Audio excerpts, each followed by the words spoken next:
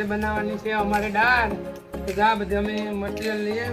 કોથમીર છે, ટમેટા છે, મરચાં, આદુ, લસણ ને ડુંગળી. આ બધી નટણાવ આપણે મોરવાની શરૂઆત કરી દઈએ. છેલ્લે સુધી વિડીયોમાં બના રહેજો, તમને બતાવીએ દાળ કેમ બનાવીએ એ. આપણે હવે તેલ મૂકી દીધું ચૂલે.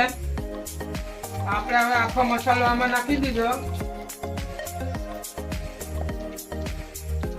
આપણે નાખી દીધી ડુંગળી.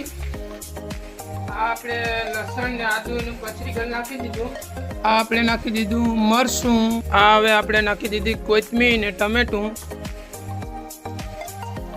આપણે હવે આને થોડીક વાર હલાવવાની શરૂઆત રાખશું, એટલે થોડીક ગ્રેવી બની જાય મસ્તની. ત્યાં સુધી મસાલા નાખી દઈએ. થોડીક વાર આને ઘમાડી રાખીએ, ગ્રેવી બની જાય. હાલો તો હવે આપણે દાળ